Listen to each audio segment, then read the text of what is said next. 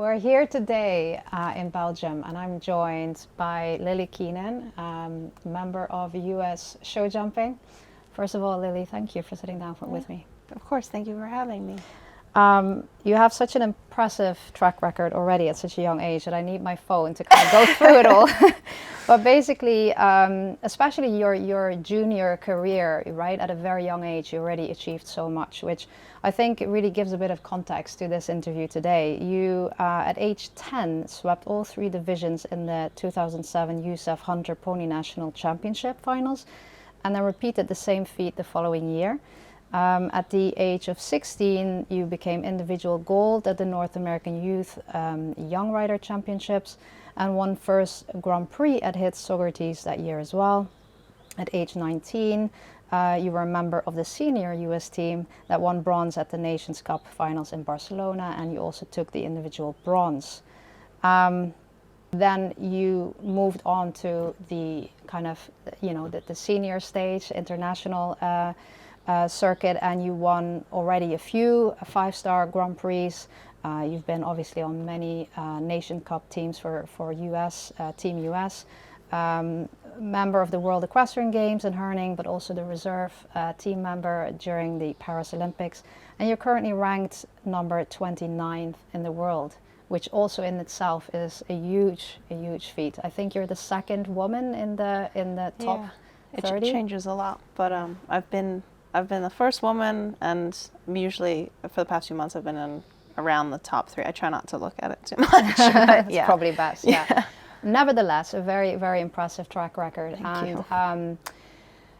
In one of the episodes of Inside the Mind, I was talking to Christian Kukuk actually about being very successful at a young age. And in my research into peak performance, I've actually learned that it can be incredibly challenging to be that successful at a young age. To really be able to break through then to, the top level and be consistent at that. And I'm just very curious, how is this, because it's a dream, right? There's so many people that really look up to you. They see you and think, wow, she's the poster girl for American riders. And yet I know that having that kind of success at an early age must have been challenging. Is that how you experienced it? Yeah, to be honest, when you read some of those awards, it kind of sounds like you're telling me a story of someone else because it feels so long ago. But at the same time, I can recall very specific moments. And what could be surprising is a lot of the moments that I recall are not the winner's circle or getting the ribbon and the celebration of it.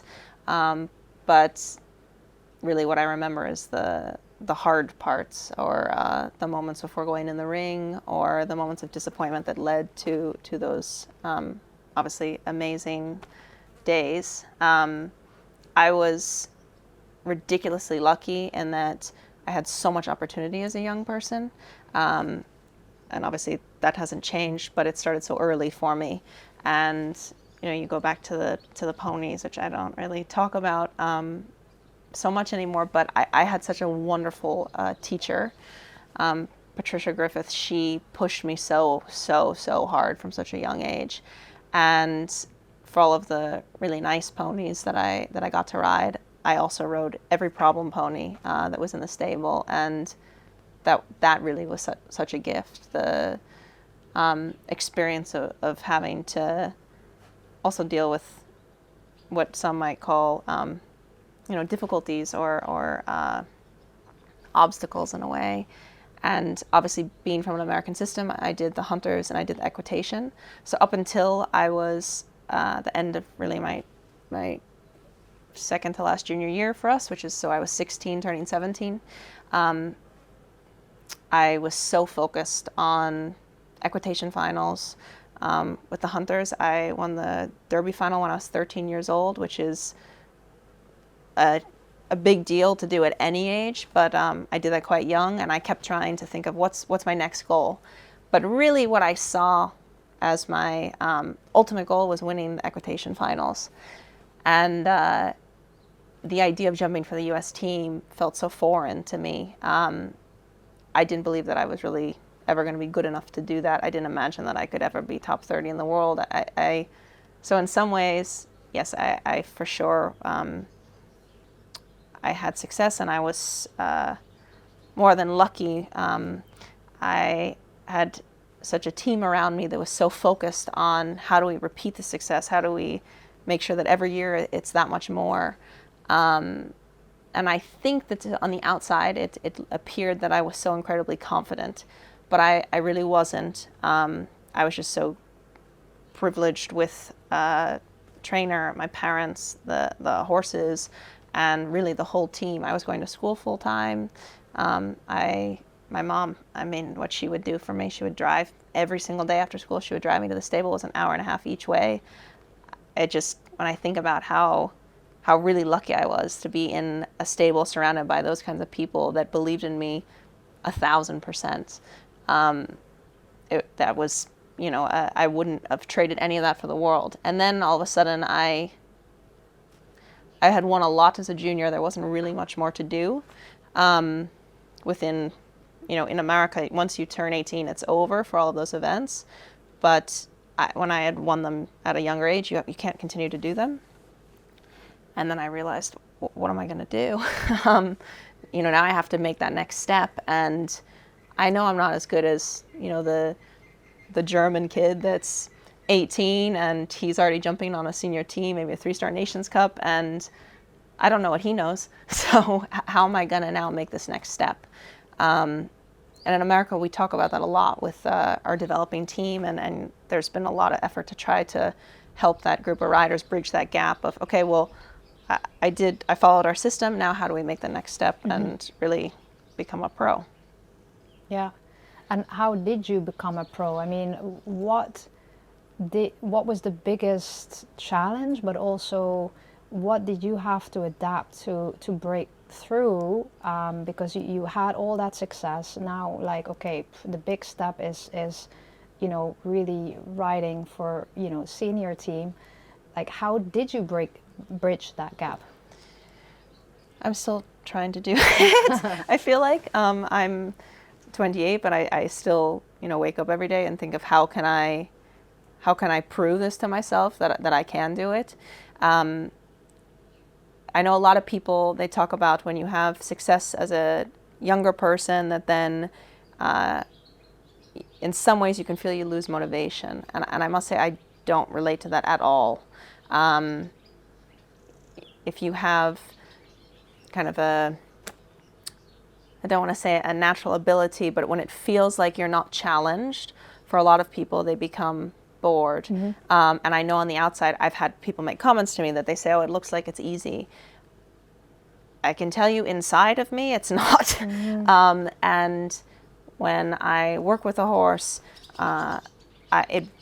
it makes me feel the most myself. And that's such a gift. That's the only reason that I ever started to ride, was because I fell in love with the horse.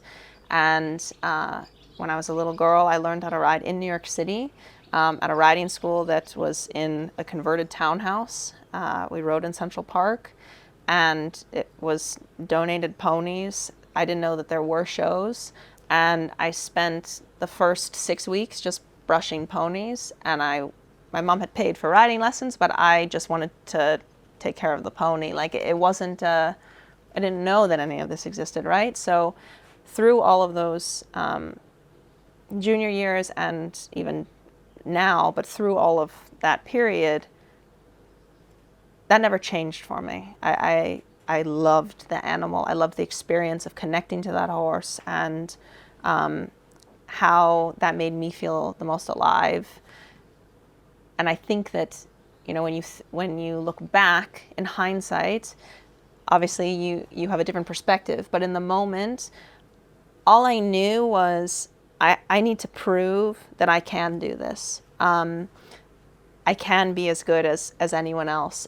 My background and the expectation of those around me, now I need to actually prove that it was worth something. And I think that for me, I had so much motivation, but it was almost it almost ate me alive. I felt that I really needed to prove that I deserved it, because so much, in a way, from my perspective, was given to me. So much was so easy for me, right? I had horses to ride. I didn't have to worry about winning enough prize money in order for my horses to get home. I didn't have that kind of struggle ever. And I'm so incredibly grateful for that. But in a way, it also, I tortured myself with it. And in that transitional period, I knew that if I was going to do the sport, I wanted to do everything I could to be as good as possible. So I forced myself to try to go to the biggest shows that I could get into, jump the biggest tracks that I could, and push myself with goals that maybe at the time were unrealistic, fail, and figure out how am I going to try again and do better.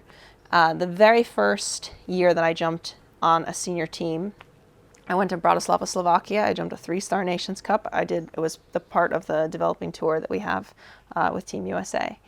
And I remember going, we didn't do very well, and watching some of the European teams, and some of them had riders that I had watched on TV, and they had younger horses, and others were riders I'd never heard of, younger people that were, just getting their feet wet the way that we were. But there was something different. There was a totally different culture and experience for them that I knew, okay, I can't recreate that, because my upbringing and the way I learned to ride and my whole system isn't the same. But I can be as good as them, but I got to find a way. I have to find a different way. I have to find my own way. And then the next year, the developing chef de keep at the time, Diane Langer, she sat me down in Wellington, and I remember it like yesterday. She told me that I was going to aim that year for Hickstead. And I looked at her like she had 6 heads. I thought, there's no way that I'm going to be able to jump that Nations Cup. And it was months and months away. She said, that's your goal. That's what you're going to aim for. And I did. And I remember it went incredibly well. And then a few months later, I found myself in Barcelona. I was the reserve, and I was warming up for the Grand Prix. And the chef de keep, Robert, came out into the ring, and he told me I had to get off my horse because there was another horse that wasn't able to jump, and I had to jump the final that night. So I kind of, I pushed myself as hard as I could to put myself in uncomfortable situations. And it was sink or swim. So I wanted to prove that I could do it. And obviously there were an enormous amount of hiccups along the way, but that was really my mentality. I wanted to put myself out of my comfort zone. I went to college right away out of high school. I went to university, and I continued to ride full time. I was so lucky I was in a position I could do both. And I remember when I got into college and it became known that I was going to do that, I had a few professionals that I admire a lot that came to me and said, why are you doing that? You're obviously going to ride. Why would you waste your time going to school? It wasn't an option for me to not go to school. It was always an expectation I would, and thank God for that. I would not have traded that for the world. But, it's I know that it probably looks really straightforward and simple from the outside, but it wasn't. That period of my life was very up and down, and in a multitude of different ways. But I try to be as open about that as possible, because I think there's a lot of young people, I can speak about my country, but I think it's probably true around the world, that as soon as you go from maybe winning a lot as a young rider, where you're a big fish in a very small pond, all of a sudden you become a minnow in a huge ocean of a lot of sharks that are really good and have way more experience than you. And you have to find a way to not only make that next step to be competing in those arenas, but also then beyond that, how do I become competitive? How do I become consistent? How do I find a way to sustain this in a way that I feel fulfilled? Yes, that's it, the last bit, yeah. Right? Yeah. Wow, I think, first of all, yes, I do believe that a lot will resonate. I resonate with that, right? The fact that, being very successful at an early age, and then, obviously, it's not, you didn't skip a few levels, I maybe did, and I went straight, into it, threw myself into it, like you said, and at the same time studying and doing it all. Yep. And coming from that passion for the horses, that's your drive, your why, and at the same time also being driven by this feeling that you have to prove yourself, right? And it's a That's not always a good thing. Yeah. Right? Yeah. It's on the one hand, it can really drive you Yeah. and be helpful. On the other hand, also, it can put you in some precarious situations. Yeah, So absolutely. how did you figure out to be consistent, to be competitive, and to feel fulfilled at the same time? I'm still figuring that out. I have a feeling that I will be for as long as I do this, which I hope is a very long time. I remember, especially in college, that when I would go to class on Monday morning, my classmates didn't know if I won the Grand Prix on Sunday or if I fell off. That was such a gift. I miss that. Mm-hmm. I really do. I enjoyed school, but I found that having kind of almost two lives, I always had something that I needed to get done. I always had somewhere to put my energy and a focus. And it wasn't just picking myself apart. I had to get an essay done. I had to make sure that I finished whatever homework or studied what I needed to do before I needed to go ride at the barn. And vice versa. When I got to ride, it was, wow, I'm so lucky I get to actually be in the stable because I haven't ridden in 2 weeks and I'm going to go to a 5-star show in 2 weeks and I need to practice and put all of my energy in this moment, this small moment that I have. And I think that, you're always learning. Anyone that I have any admiration for in any field, but not just in this sport, they always say you always have to be open to growing and changing. I realize I'm still young, but I do think mentally I'm in an incredibly different place than I was in my early 20s. I also will never forget, I had a friend when I was about 19 years old, and he said to me, your attitude and to be around you, your behavior or your mood is so influenced by your last result. And you have to remember that what we choose to do, because it's a choice to do this, is by nature a competition. You're competing every single day. So you're only as good as your last result in many ways. But at the same time, if you allow your result to consume you, you're never going to get anywhere and you're going to be pretty miserable. I think that that's something that's I struggle with when I look at some of the greats in our sport. I think it's very different to say that someone is incredibly successful in not just a sport, but even in business or whatever profession that they choose. That's not always the same person that you're going to pick when you think of who is truly happy, who felt fulfilled, who really enjoyed their life here, right? Mm-hmm. And that comment really stuck with me. I do not want to be someone that my entire kind of worldview and for the people that are around me, that it's defined by, did I knock the last jump down in the jump off of the Grand Prix yesterday or did I win? Because that's no way to live. And I also feel like I can't bring my best self to my horses or to my future self if I allow that to consume me. So by no means have I figured it out, but I know how I want it to be. Mm-hmm. And I'm very comfortable with the fact that that's a struggle that I have to deal with. Yeah, it's a process. Yeah, absolutely.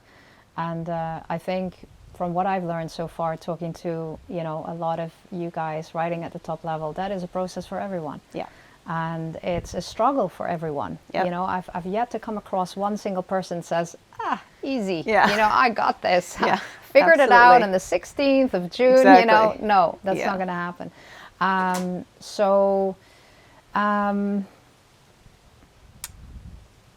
How did you learn to, or have you learned to detach your identity from your results?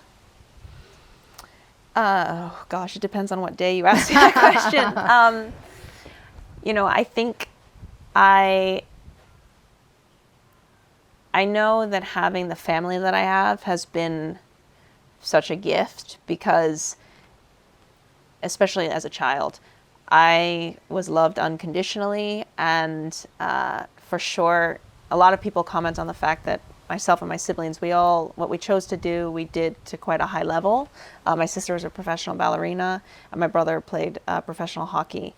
So we all chose a sport per se, and still also went to college, and our parents did everything they physically could to give us the best chance to be the best, to really reach our potential. And I honestly think that the kind of that experience, it reminds me that there is so much more to life than just my result, and I lose sight of it. Mm-hmm. I think anyone with success does, mm-hmm. because there has to be a reason that you feel like if you haven't won that I need to do better, right? But when I get to go back home to New York and I get to see my nieces, or I'll talk on the phone to my dad and he can tell me something about his day, I realize that these are all people that are important to me, that I admire for different reasons, and they have nothing to do with a horse. Probably never even rode a horse, right? But there has to be more to your life than just the competition. And it doesn't mean that you don't take it seriously, and it doesn't mean that there aren't days that it feels like it's the only thing, because absolutely there are. Mm. But it's good to have people, and I think super important to have people that you rely on and that you lean on, that you allow yourself to be totally vulnerable in those moments, and that keep you very grounded. It's something that whenever I'm asked, what is your dream and your future, and what do you want to achieve? And I can name off events that I want to win and places that I want to get to in the sport, but I also have things in my life that I want to achieve. I have dreams in terms of, personally, what do I want to be able to get when, I have a grandchild that asks me in 60 years, what's one of your really proud moments that doesn't have to do with a horse, right? And I think that the only way that you can be your best in a sport is that humans are incredibly complex. You need to be able to nurture all the different areas of yourself. Mm. Yeah, that's really beautifully put. So on the one hand, it's that full commitment to the sport and being all in. And at the same time, it's not either or, it's and at the same time, you can keep seeing the bigger picture as well. It might not always be at the same time, but it's it's there, and keep going back to that appreciation also for what is there. And that's really what I'm hearing you say a lot. It sounds like you're very connected to appreciating what you have. And sometimes that too can be, something that Daniel Blumen taught me when we spoke is it's very easy to feel like, for whatever background you have, that you feel like, what I was given, by nature, by family, by whatever, not by choice, but, you can fight that, or you can feel, or you can actually take that no matter what it is, and it's actually what you do with it that matters way more. Right? Absolutely, yeah. And in that way, I think, using it to your advantage, and also, another conversation for Inside the Mind I had earlier today, it sounds like also in your journey, the importance of really getting to know who you are. And maybe we can talk a little bit more about that. Has there ever been a time where you had no idea who you were and felt perhaps lost? Yeah, absolutely. And I actually, what you said, Daniel said, I've had this conversation with Daniel before, and I like to, pick people's brains and see different perspectives of it, because it's something that I know has been a big part of my life, and for sure there's been periods where I've thought, I know how privileged I am. I'm very aware of it, and it's such a gift. But at the same time, I've allowed myself to be strangled by it in myself. What did that look like? Oh, what did it look like? What on the outside? It appeared different than what it felt. How did you actually, strangle, like feel so yeah, like I was in a straitjacket. Yeah. I think really between the ages of 17 to into my early 20s, I felt I didn't deserve what I had. I had lovely horses to ride. I got to go to university. I got to ride at 5-star shows. And I knew there were people that were just grinding away, riding full time and making a living from it, having to pay the bills from it. And I get to swan in and go to a 5-star show and jump my fancy horse that I didn't have to work during the week. And I didn't have to, breed and break and teach and jump in its first, classes. And meanwhile, the guy next to me that's won the Grand Prix, he did all that himself, and in some ways that I don't mean for that to sound from the perspective that I don't appreciate it. It's the complete opposite. It's that I was so aware of how privileged. I know that I'm the stereotype of the American girl that gets to ride a horse. And I'm not ashamed of it, and I own it because that's who I am. I can't change it, right? But I can try to do the best that I can and make the most of that moment. But for a long time, I felt like I don't deserve this.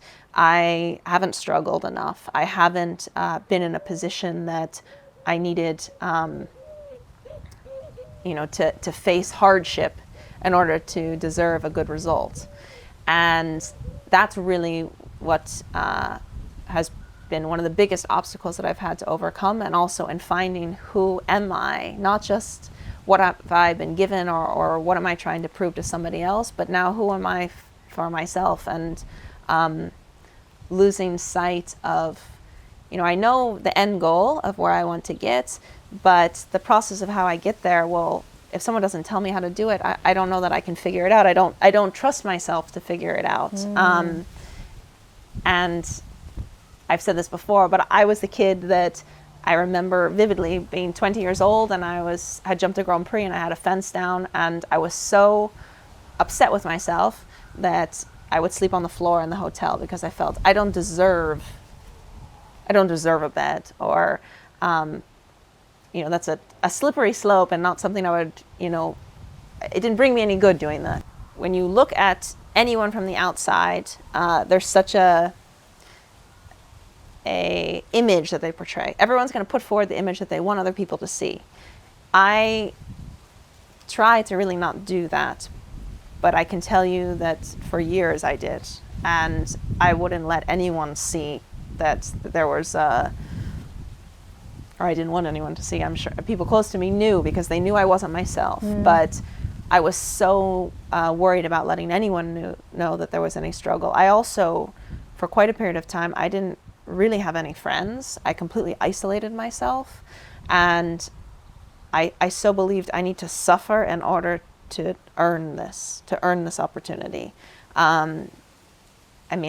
I even remember jumping on some of the US teams that I jumped, and I wouldn't talk to my teammates because I was convinced that we're all in competition with each other, so they don't want me to do well. And I've said it before, but it ate me alive. My internal monologue was destroying my sense of self. And I think that that process, every young person goes through that. And it's not like one day you figure it out and it's all over, but having an awareness of it and knowing that you want to change it, I can tell you that for sure there's things that I struggle with now, and I have bad days and I have good days. My mental health now at 28 is astronomically better than it was at 20. And part of that is, it's not just self-confidence, but it's also being comfortable with who you are and your purpose, your reason. And the only person at the end of the day that I have to prove anything to is myself. So am I going to choose to be kind to myself, or am I going to choose to torture myself? Because it's my own choice. Yeah. Well, thank you for sharing that, because that can't be easy. And I think a lot of people resonate with that, what you just mentioned. How you strangled yourself was basically by staying on the inside, by getting in your head, by just staying with yourself and not allowing yourself to perhaps reach out for help, or to enjoy life, or to enjoy the sport that you love so much, right? And I definitely resonate with that back in the day when I was riding too, you know, like you're so in your own head, I was anyway, and as a result so disconnected from myself. It was really my emotions running the show, not the real me. And I know obviously from talking to so many riders that we are not alone in that. That is so common, however, not often talked about. So I'm really grateful that you're willing to talk about it. And then obviously the $1 million question is, how did you get out of it? I wish I had a clear-cut answer, and by no means do I have that all figured out. But I can tell you, if you had asked me 7 years ago, I would have never admitted that I even struggled with it. So I think that's a huge step in the right direction. To me, really, what was the most invaluable part of that process and getting to a better place mentally, and also you had asked me before, how do you become more consistent and more competitive? And I genuinely don't feel that I'm consistent enough. I don't feel that I'm competitive enough, and that is something that I'm always trying to get better at. And you have a whole new set of struggles, right? You get to a different place and you think, oh, well, once, you know, if there was a period of time that I thought, if I can make top 30 in the world and sustain it for a few months, and I feel that I'm, you know, consistently in there, I'm going to feel good. Didn't change anything. You know, I got into shows easier, but didn't change anything. It's just that the goalpost moved, right? And I think that truly, to anyone that asks me, how can I get out of that type of place mentally, you have to surround yourself with the right people.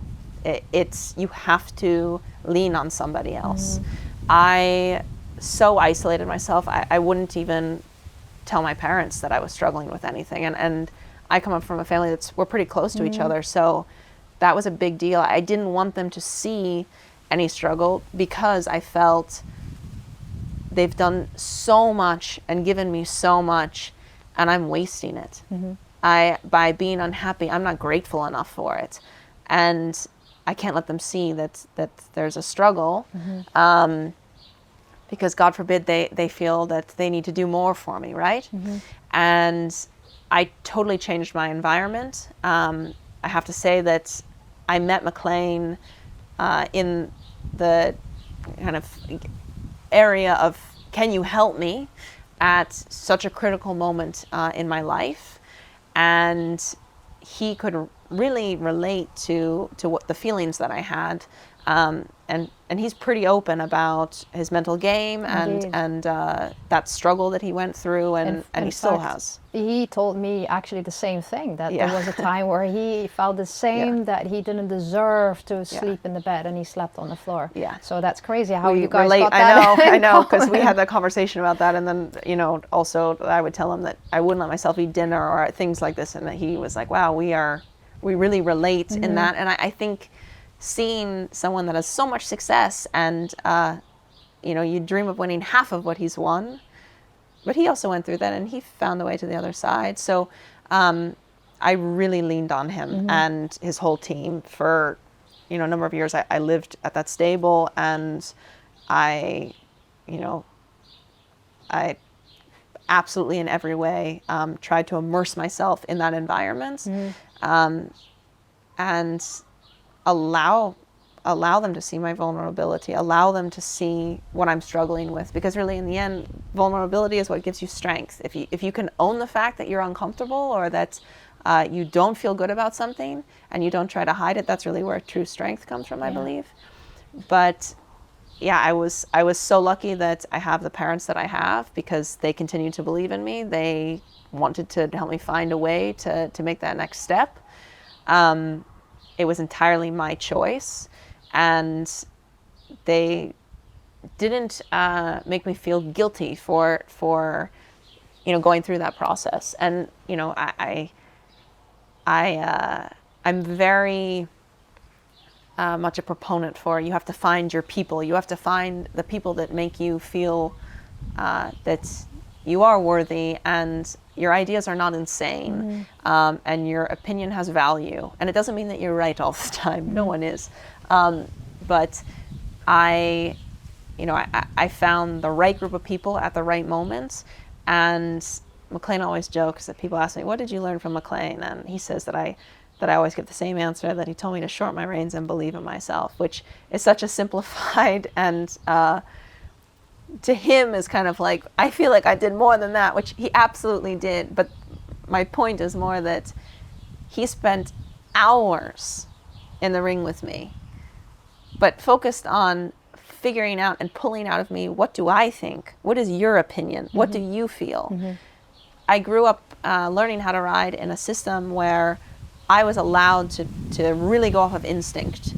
And we had regimented lessons, and obviously position mattered because I did the equitation, and I had, I think, an incredible foundation.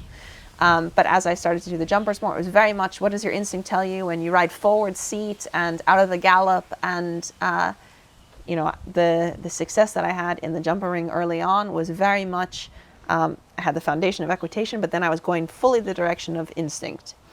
And I had lost my instinct for a number of years when I started jumping level, because I felt like I'm not good enough. I need to find, this European system. I need to do things differently. And McLean was so adamant that what made me good was me, right? And you have to find what works for you. As I can't be McLean. Yeah. I can't be Ludger Beerbaum. I have to figure out what's the best of me, and what is my strength. And we do a sport that's men and women on the equal playing field. There's a reason for that. I don't need to ride like a big strong man. But if I lose my strength, I'll never be the best that I can be. Wow, I think that's such a powerful lesson, and again, like not nearly enough talked about, the importance of really connecting with your power, with your strength, and with who you are. Yeah. And indeed, there's so many different routes to Rome, and figuring out what is your journey and who do you need to be to get there. But I think again, like how many clients that I know come to me, feeling like, I know I can do better. I know I have so much more potential in me, but it's not coming out. Surely I must work harder. I need to do more. And that's always what we've been taught, like work ethic, work harder, do more. You will only get there if you work hard enough. And yet what I've come to learn is that in many cases, especially at that point where you have a lot of experience already, you're at that breaking through to the next level point. It's not about doing more, it's about trusting more. Yeah, absolutely. Yeah. However, that is not something many trainers teach you. Yeah. Right? There's a lot of trainers out there very skilled at teaching you how to flat work or ride a horse, or how to correctly jump a track. But there's not a lot of trainers that teach you to make decisions in the moment yourself, to trust yourself, to feel and trust that feeling. Yeah, absolutely. Has there been a time, or have you been in a system where you were pulled in an opposite direction of who you truly were? Yeah, absolutely. I mean, it's funny you say that. People often say that you work harder and then you achieve more, which I'm all for hard work. And I can go down a slippery slope where I try to do too many things. I'm going to wake up earlier than everyone else, and I'm going to do more in my day, because if I surely if I do more, then I'm going to be ahead. And there's a grain of that is true. But if that's your dogma, I think you'll burn out. And I think actually, I know for myself, I've seen, not just for others, but also in my own experience, that you can mindlessly work more hours and do more, but actually it's not effective. And you lose the joy, or you can lose sight of the bigger picture, right? It's like they say you can't see the bigger picture when you're inside the frame, and you sometimes need hindsight and perspective of, okay, well, I did that, and it didn't really get me to where I want to be. The biggest lesson, I think, is trusting your system and truly believing in it. And I, for a period of time, was, a kid that had one of the best trainers in the country. And I rode there from when I was 6 or 7 until I was 18. It was with Andre Dignelli at Heritage. And I had a lot of lessons. But like I said, I got to a place where he gave me free rein to follow my instinct. And as he would say, to use your gift and trust what you feel and listen to the horse. And when I was really making that transition to jump a bigger level, I totally lost sight of that. And I listened to coaches that really were giving me information of how to change the way I rode. But in that process, I became robotic. I lost my own feeling. And I really became disconnected, not only with myself, but also with my horse. And I rode like a completely different person. I mean, when you watch videos of my riding, I think that I've kind of gone through stages, and every rider, you see that. But I also think that there's something really beautiful about that you can change things, for good or for bad. So, that period where I really lost my sense of self, I lost a bit of my identity, but I lost my instinct. I lost my feeling because I didn't trust myself. And I found my way back, and it's something that I continue to fight and try to find that balance, right? You need technique, and you need correct basics, and you need a system. I'm a big believer that horses need routine, and there is huge value in that. On the flip side, you also have to trust what is your feeling. You're dealing with an animal that cannot tell you with words what's going on for them. And I think the most powerful horse and rider partnerships are they work in harmony, and that's because they're connected on another level that's different than two people talking. It's like when you sit in a room and someone walks into that room and the energy in the room shifts. If you're aware of that, you have instinct. You are able to connect to an animal because you connected with that human in a way that didn't involve words. But a lot of us lose that connection. We shut it off. And I think that's something that you can find somewhere in yourself, and for some people it might be easier than others, but that's always a journey for everyone. Do you believe that because you went through that really difficult phase of your life where you were disconnected from yourself, you lost yourself, you were trying to be someone you were not, do you think that has actually deepened your connection with yourself coming out of that? For sure. Absolutely. I in some ways, I'm incredibly grateful for the lessons that I learned, and the strength that I built. And I think that I have a much stronger sense of self than I would have if I hadn't been challenged.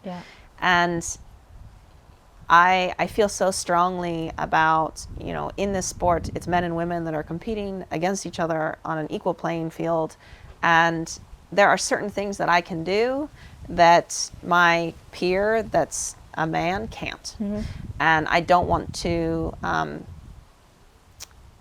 lose sight of what is my strength that he doesn't have, because there's things that he might have that I don't, and I can't force myself to be able to replicate what the other person is doing, but I can find really the best of of myself. And the other part of that that's interesting, and I talk with my father about this a lot because he has nothing to do with horses. And he has asked me multiple times, especially when I first turned professional and I first started to run my business and I had students. And he said to me, can you name one woman in the sport that has really achieved everything that you want to achieve and lives a life really in a bigger picture, that their life is something that if you were able to follow that path, that you would feel fulfilled, that you envision as what you want.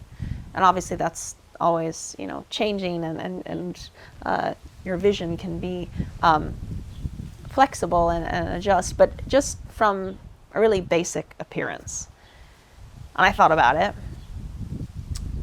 and my answer was, I don't know that I can name a woman, but I can name a man. Mm-hmm.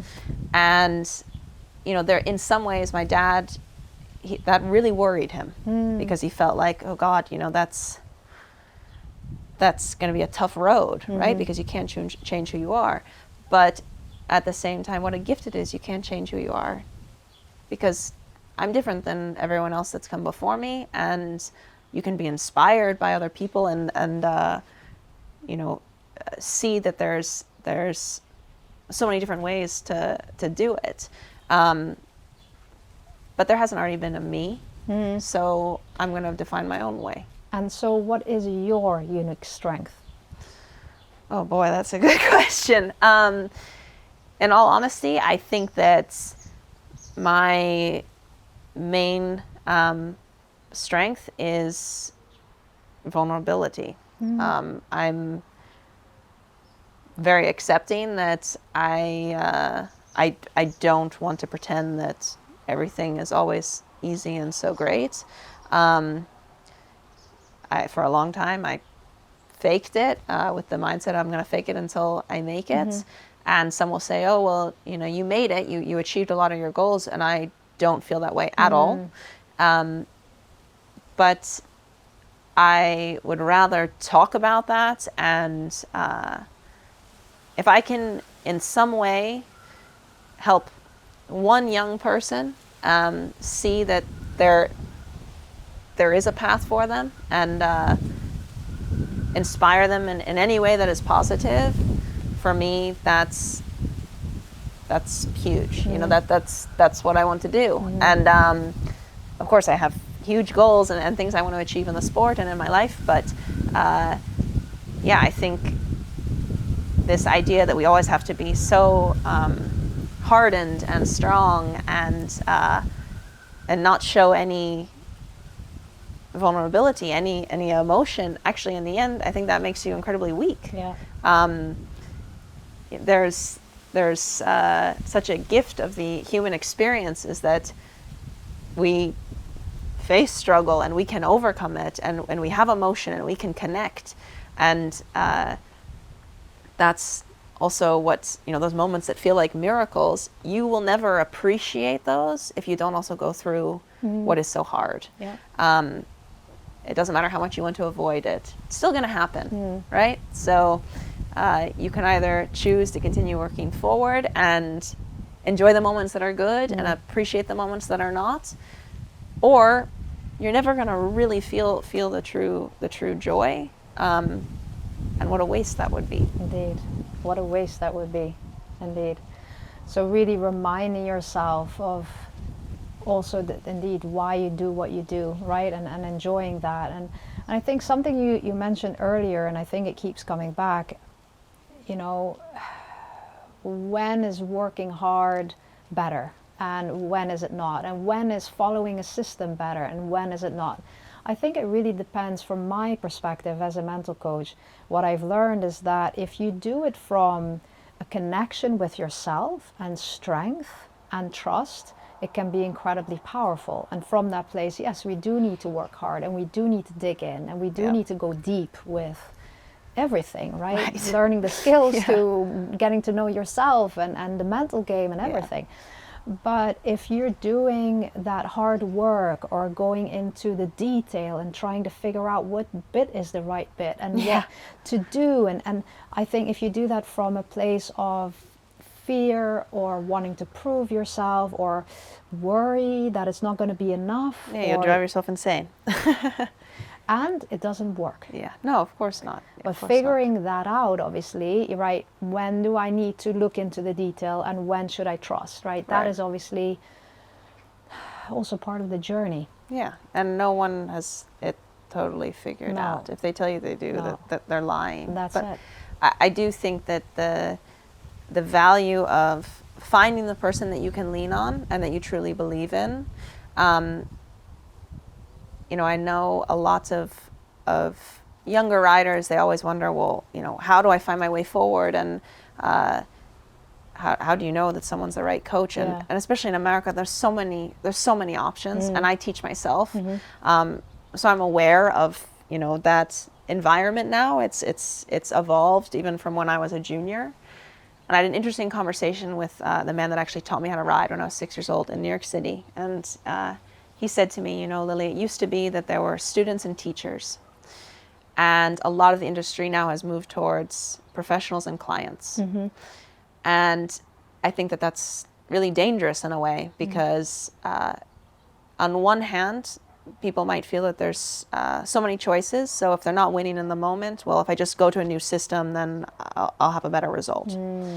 And sometimes that might be true. Sometimes you might not be in the right system for yourself or for your horse or for the level that you want to do. Absolutely, that might be true.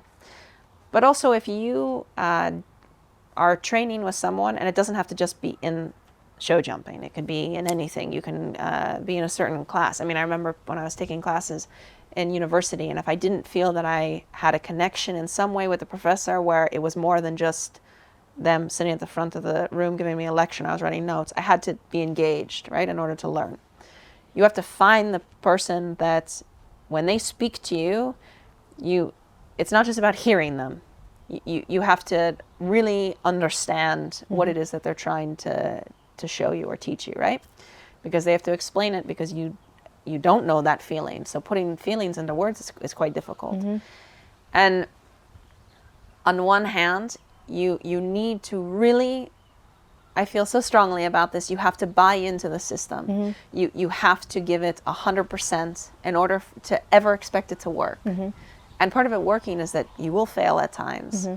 But if every time that it doesn't go exactly 100% right, if you're ready to just jump out, you will have no success. You will never sustain success. So to buy in at 100% is important. On the flip side, when you do that, you are putting yourself in a very risky position. You can totally lose yourself. And that's why I emphasize so much that it's so important who you entrust that with, especially as a young person, especially as a young woman. Who do you trust? What advice would you give other people watching this in you know, how do you find that person that you can just completely trust and follow? And then another question comes to my mind is like, is it that we have to fully trust another person and their system, or is it also finding someone that can help us trust ourselves? Yeah, it's a balance, right? I think, especially when you're quite young, you have to learn other systems in order to find what works for you. True. You don't just wake up one day and know this is the way that I'm going to do it. And if you do, you need to try other ways in order to improve. Yeah. It's like so many top riders, they say you watch the warm-up because you want to see how other people do things, right? Yeah. And that's really where you learn something. If you want to improve, you have to be willing to change. Yeah. Growth is uncomfortable. So you have to make yourself uncomfortable, risk something not working in order to improve. And I think that's, on one hand, it's great when you really believe in your own system, but you have to be willing to mold your system. You have to be willing to take advice and learn from those people. But when you walk the course and you're watching a big 5-star Grand Prix, and you'll see some riders, they walk the course and they talk to no one. You'll see a couple riders that maybe they walk the course, they have 1 or 2 people that they really trust, and they might discuss something. And I might say to you, I'm going to do 7 there, what do you think? And you might say, I think I should do 8 with my horse. Okay, we don't have to agree. I'm not going to now do 8 just because you said it, but I trust your opinion. Then you see the other riders that they go and they ask 5 people, what do you think I should do here? What do you think I should do there? Those people never win because they're so insecure of their own choice. Yeah. And that's something that I've had to learn and continue to relearn, that I have to listen to my own voice. But I also found a coach that allowed me to do that. Yes. When I worked with McLean, I'll never forget the first conversation that we had about working together. And I said, my dream is not to be your client forever. My dream is to be you. And that was different for him.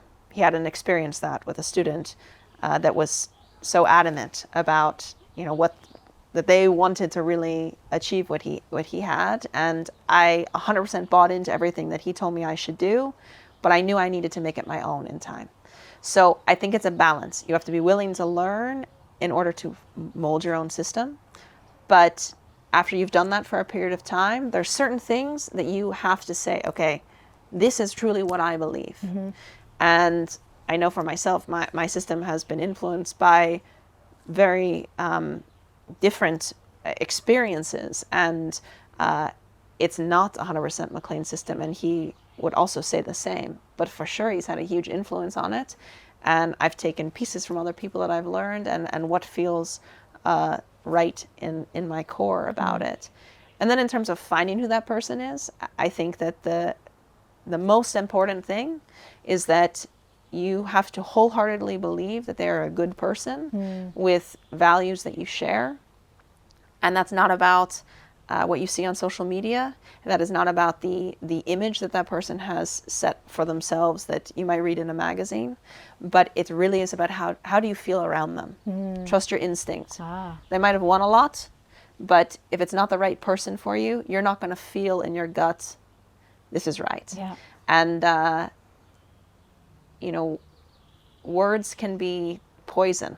So you have to know that I'm not going to get talked into something just because, well, this person must know better because they've won so much, or that, their system must be right for me because it's garnered some success or huge success. It might be right for somebody else, doesn't mean it's necessarily right for you. Yeah. So, choose the people that you lean on very, very, very carefully. Yeah. Yeah, I think that's really very valuable advice. So on the one hand, I hear you say being willing to be uncomfortable, be willing to evolve, to transform. It's not just change, right? But right, of course. Like real success requires transformation, and that is very uncomfortable indeed. Yeah. And at the same time, there is always that voice within us that's guiding us already, right? Absolutely. And through those experiences, we hopefully connect more and more with that voice. And at the same time, even already at a young age, that voice is talking to you already, telling you, this doesn't feel right. Yeah. And what I hear you say, and that's advice I wish I had gotten when I was 18. Me too. Dare to trust that voice within, yeah.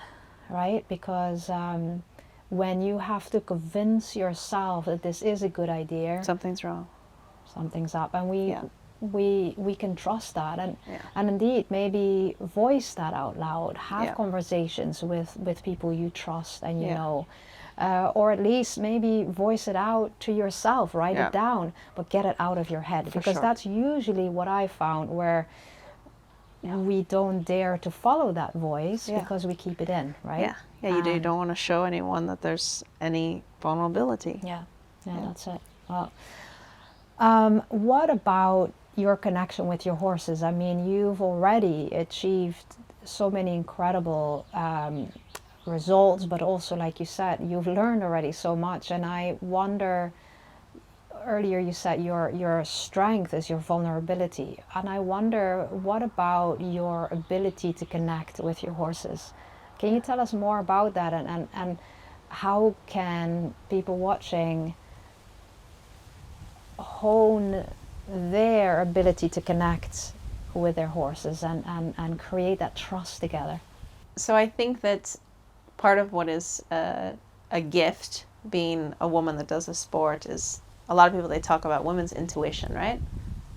And we talk about that gut feeling and that instinct. And you can lose it, but I promise you can find it again. I've lost it and found it more than once already, and I'm sure I will again.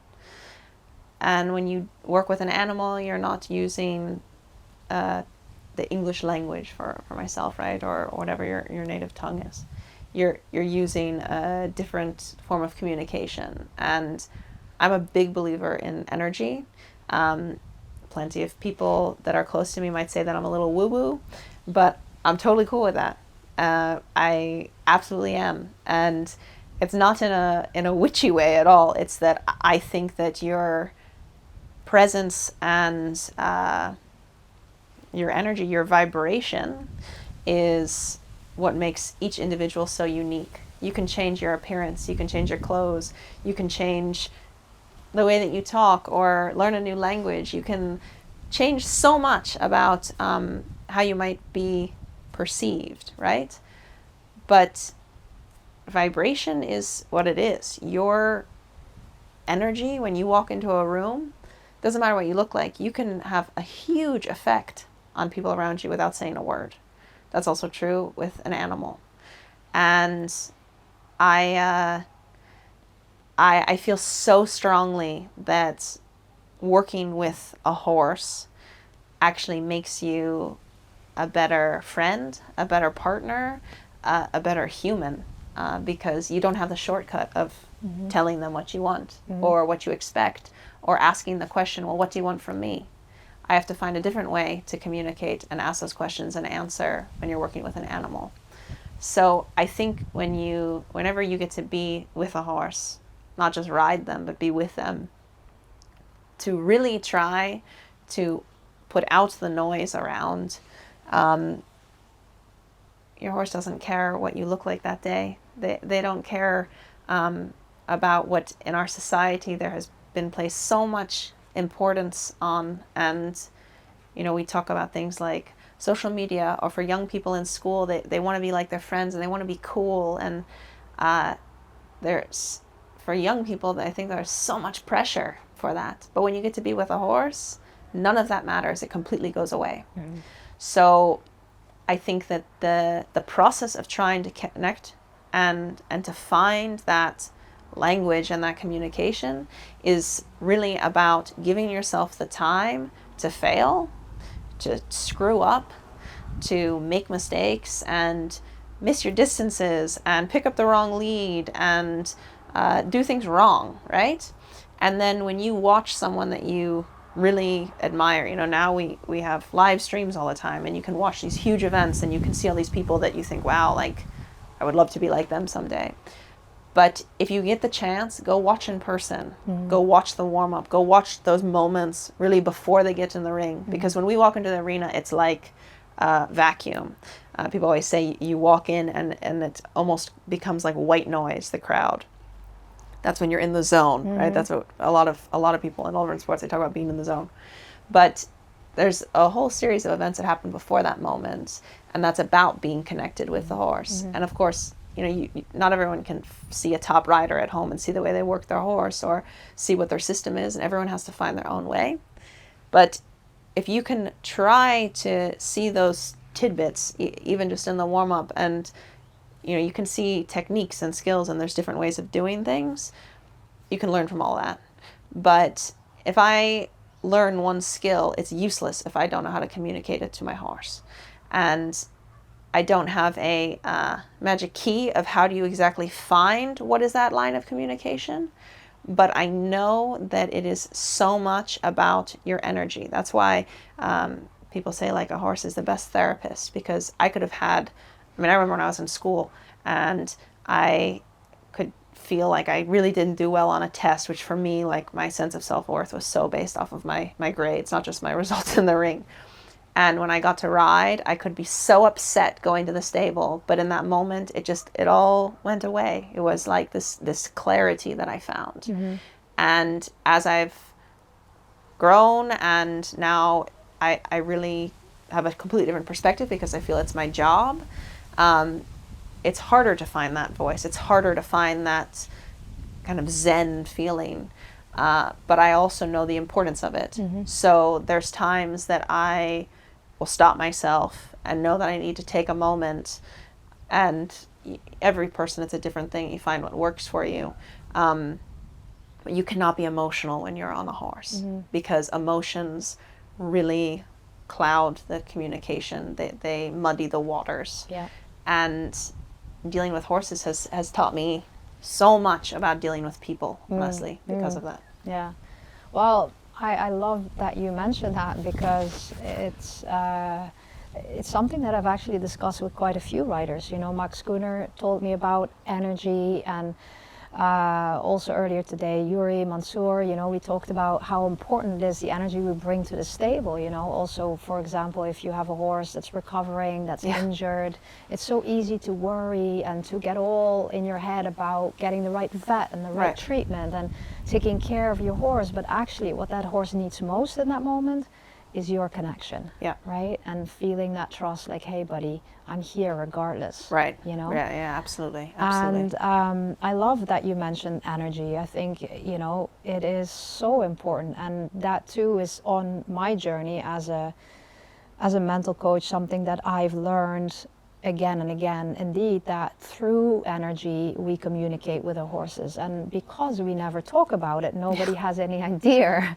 And it is indeed a concept. It's not easy to explain in words. However, I do think that the best in this sport have found a way and have become aware of this energy, and they've realized how to guide that, how to translate that somehow to the horse. I mean, Steve, I know you watched the interview with Steve, he mentioned, like, I speak through my soul with the horses, and I image, you know, I have clear images of what I, you know, would like them to do, because they don't have a clue what's coming. And having that clarity of what you want. Now, a lot of people I know, they think in what they don't want, right?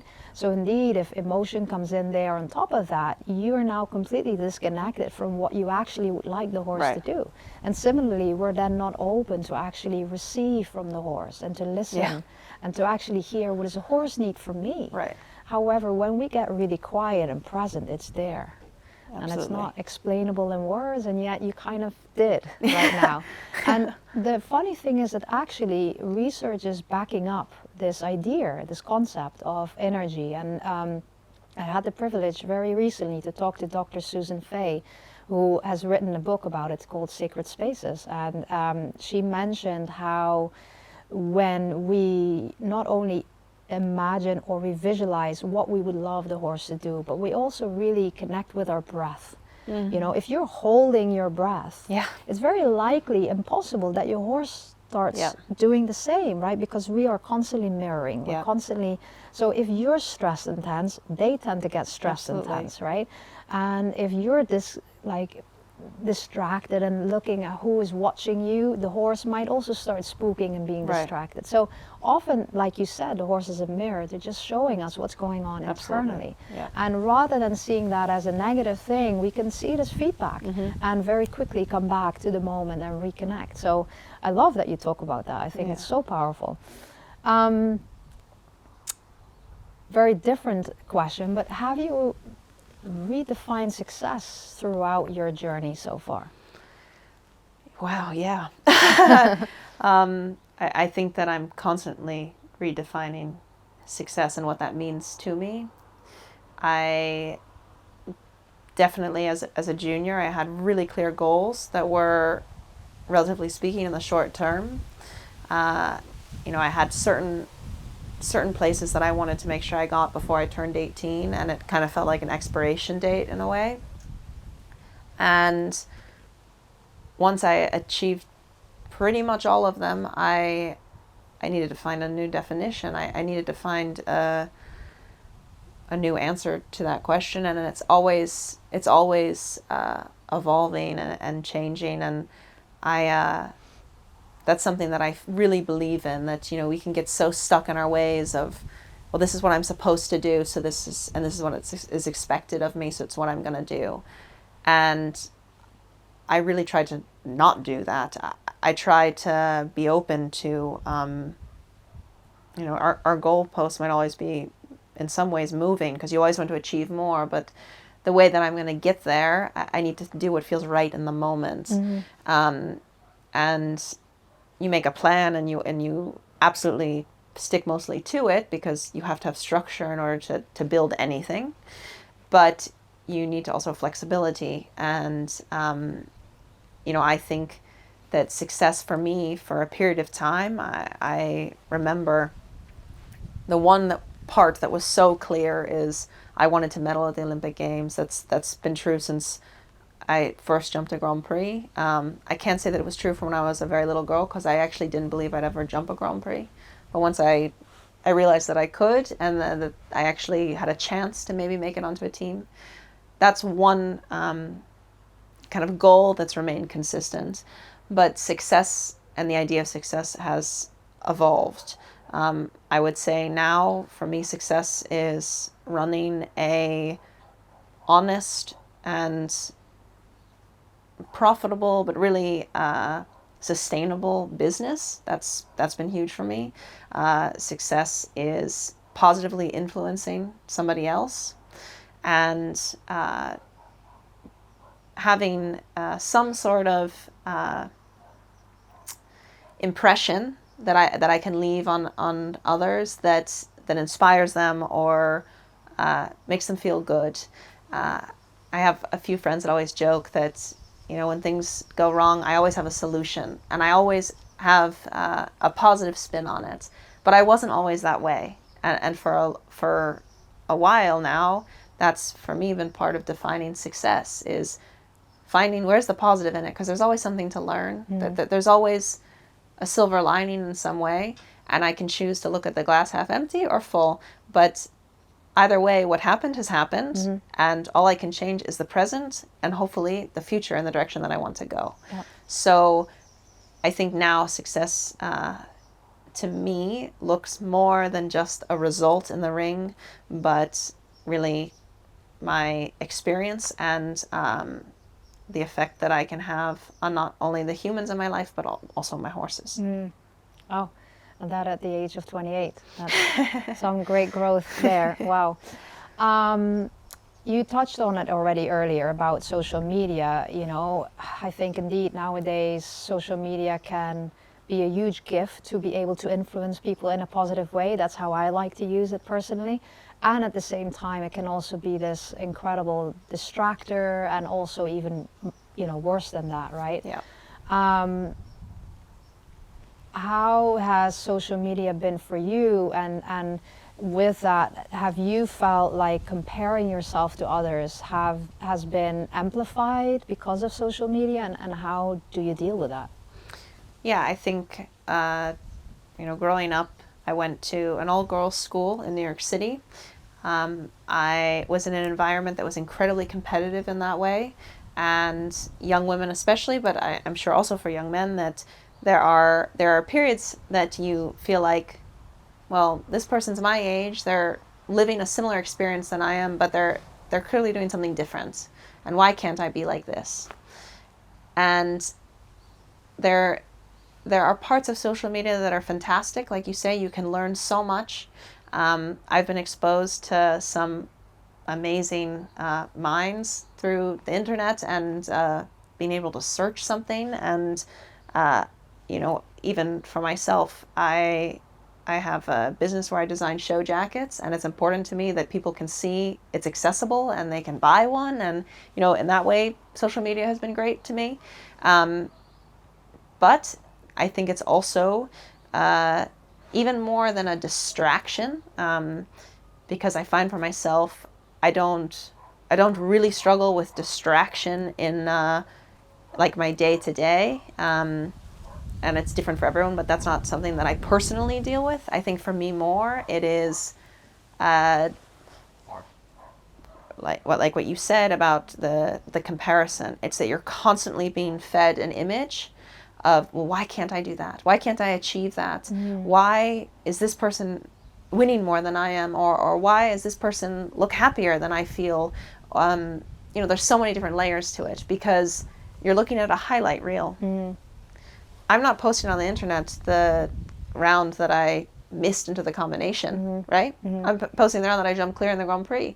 And I can say that about myself, but it's also true of pretty much everyone else, right? And And then on the other extreme, you have people that think that it's funny to post all of the fails and all of the, mess ups, which I also think is a bit dangerous because you need to be able to laugh at yourself, but also we do a sport that is dangerous, and you need to have respect for the fact that you are taking a risk by working with an animal.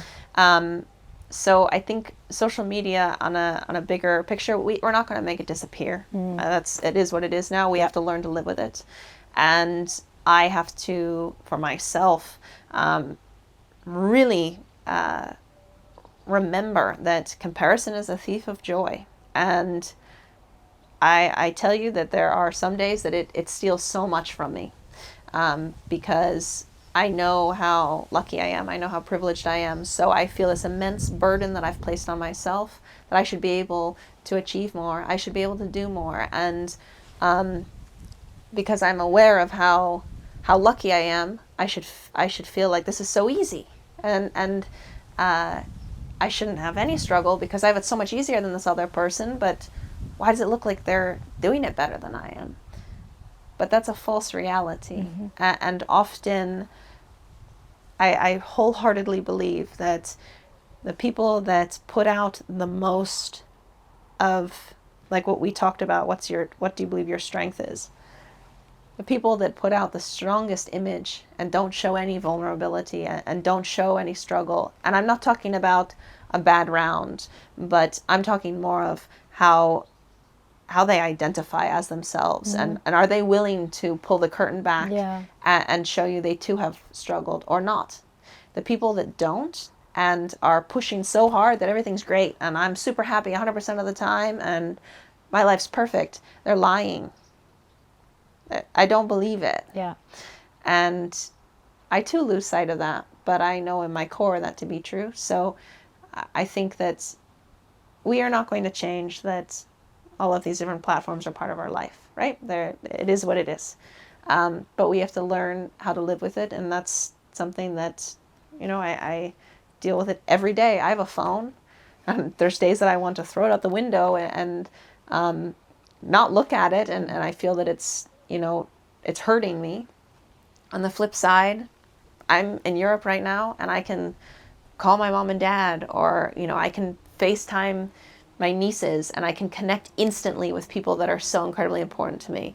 So for the negatives, there's also positives, and that's true with anything in life. So I think, this idea of like the doom scroll, or, I really worry when we think of really the young generation and the people that are coming behind me. They grew up in a very different environment already than I did. I mean, I had computer class, but I didn't have Instagram when I was 10 years old. And it's going to affect them in a way that we can't necessarily know 100%. But we can try to instill that, the importance of your connection with other humans. And in sport, I can look up results of any horse or any rider at any time. And I feel like there's a microscope on every time I have a bad round, or people are so focused on what's wrong with me. When in reality, for sure, there's people that want to see when I screw up, and there's people that want to see me fail. Absolutely. But that means I'm good. That means I'm a threat to somebody. And trying to shift that focus that, how amazing is it that someone wants me to fail? Because clearly they're threatened by how good I must be. Yeah. And, easier said than done, but I think that that's an important shift. Yeah, in a way, pressure is a privilege, right? And absolutely.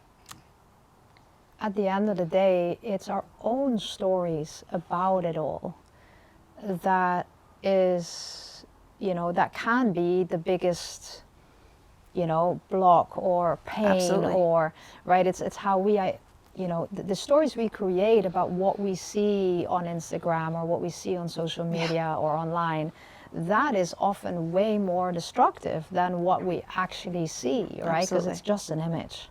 But it's what we make of it. And so I think also there, like any challenge, it can be a huge opportunity to get to know yourself better, to recognize the stories you create about yourself, about the world, and which ones work for you and which ones don't. Right. Right? And like you said, it's easier said than done. That's why I have a lot of work. Yeah, exactly. But it is absolutely possible, Yeah. you know. And I wonder then, you know, you mentioned a few times that what you've already learned so far is that it's not just about the riding and the results, but it's also about feeling fulfilled. And so I can't help but wonder, do you feel fulfilled right now? Right now in this moment, you know, it's a loaded question because it changes by the moment. Okay. In all honesty, today I actually had, from that perspective, from the you know, mental game perspective, I actually had a pretty rough day inside. My day was great. My horses are all good. It wasn't like I had one thing happen that then, you know, I had any reason to. It's not about being sad or having bad luck on that day, but you have some days that you're more critical of yourself than others, and you know, also then have, you know, weeks where I feel super about myself, and that's not going to change. I talk to McLean a lot about this. You know, sometimes I'll tell him, oh, gosh, today I'm struggling with the expectation and the pressure, and I don't feel that I'm at 100%. And sometimes that will happen, and I might not have a great round. There's been many times recently where that's happened, and I had a fantastic result, and it all worked out, and then, you know, you can choose to forget about it. And he's always said to me, you know, that doesn't get better. That doesn't go away. If you're of that mentality, we're always driving to be the best and always improve. That's what is a strength, and it will make you good. But also, you have to get comfortable with being uncomfortable. You have to shift that. Just that you said, pressure is a privilege, and in terms of being fulfilled, that's part of the experience. So, am I exactly where I want to be in terms of what I've achieved? Where I feel like, you know, I've really grown to my potential? No, I know I haven't. But do I have moments of really appreciating that I know I've evolved in a direction that I really want to go? And yeah, I can be proud of myself because I've managed to change a lot of the things that I wanted to change. Not everything, but at least some of them. Absolutely. And that's fulfilling in and of itself. But there's so much more I want to be able to get out of life. And I don't think I'll wake up one day and say, yeah, I feel fulfilled. Because by nature of what it means to be, you know, every person has to define it for themselves. And for me, part of it is growing and evolving, and as not just a competitor and an athlete, but also as a whole person. So I'm not sure if I will ever have the answer to that question where I say, yes, absolutely 100%. But I'm definitely a lot closer than I used to be. And to me, that progress is a lot. Yeah, absolutely. Well, you know, talking to you guys like with Inside the Mind and diving inside the minds, we were talking earlier to Yuri Mansour, and he mentioned that recently he won the 5-star in Rome, and he said the night of, he said, I don't think I slept for a single hour. Yeah. I was awake the whole night and I struggled. Yeah. I was so in my head, I couldn't figure it out. I really, so uncomfortable. And in fact, I get many, you know, I got a phone call from someone after St. Gallen who was double clear in the Nations Cup there and felt exactly the same. He says, I never want to feel like that ever again. I think a lot of us go through that. That is the part of the human experience, right?